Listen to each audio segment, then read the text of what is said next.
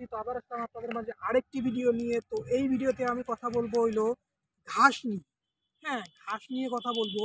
তো ঘাস নিয়ে কথা বলার আগে আপনাদের ঘাসগুলো একটু সুন্দর মতো দেখা দিই, কাছ থেকে একদম ছোট, মানে এখানে কয়েক ধরনের ঘাস আছে, চিকন, মোটা, ছোট, খাটো, সবগুলো দেখাই দিই আপনাদের। আসেন ঘাসগুলো সম্পূর্ণ দেখাই দিই। তো এখানে 2-3 প্রকারের ঘাস রয়েছে দেখেন। তার মধ্যে এক প্রকার হচ্ছে আপনার এই যে এটাকে দুগলা ঘাস বলে। এই যে দেখেন, এই যে এটি। তো এই যে এগুলি হচ্ছে দুগলা ঘাস। এই যে এগুলি, এই যে এগুলি হচ্ছে দুগলা ঘাস। আবার এর চেয়ে একটু মোটা ঘাস যেটা আর এক রকমের, ওটা হচ্ছে এই যে এই ঘাসটি দেখেন। এই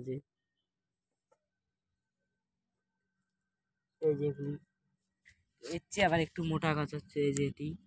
এই দেখেন এর পাতাগুলি দেখেন, এই যে পাতাগুলি, এই দেখেন, এই যে পাতাগুলি দেখেন, অনেক মোটা। আবার এর চেয়ে একটু বলতে লম্বা লম্বা লম্বা টাইপের যেগুলো, এই যে এটি, এই যে এটি দেখেন,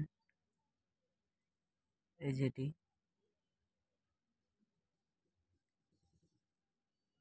তো দেখেন এখানে সম্পূর্ণ মাঠে আরো অনেক ঘাস রয়েছে। এই দেখেন, এই যে আরো অনেক ঘাস রয়েছে। এগুলি সবগুলো হচ্ছে ঘাস।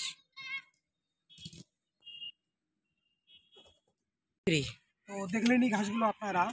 তো এখন আধুনিক পশুপালনের জন্য মোট ব্যবস্থাপনার খরচের 65 থেকে 70% খাদ্য খাতে খরচ হয়ে থাকে কিন্তু।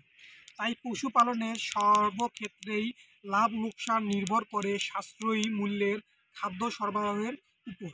আর উল্লেখ্য যে পশুর দৈহিক বৃদ্ধি এবং আশানুরূপ দুধ মাংস উৎপাদনের প্রয়াসে রসালো খাদ্য সামগ্রীর গুরুত্ব অনেক।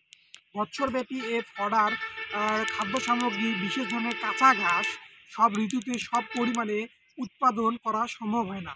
আর চলমান ঘাস উৎপাদন ছাড়া ক্রমাগত হ্রাসকৃত চারণ ভূমির প্রাকৃতিক ঘাস খাইয়ে পশুর পুষ্টি চাহিদা মেটানো সম্ভব হয় না।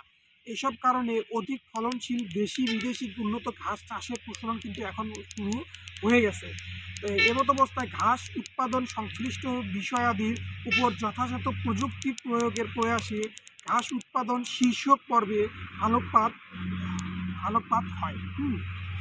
তো বর্তমানে কি ঘাস তো সবগুলো জায়গায় এখন আস্তে আস্তে হচ্ছে, তাই এখন কি করতেছে মানুষ আলাদাভাবে ঘাস চাষ করা শুরু করছে, বড় বড় ঘাস, যেটা বান্ধবে বর্তমান তো প্রাণীর উন্নত, মানে প্রাণী পশু পাখি বলে, পাখি বলে জানি না, কিন্তু বিভিন্ন খরগোশ, তারপরে হইলো আপনার গরু ছাগল, তারপরে হইলো এগুলো আর কি বলা যায়, হলো আপনার যে এই ঘাস সবচেয়ে বেশি খায়, তাই এই জন্য ঘাস বেশি পরিমাণে উৎপাদন হচ্ছে।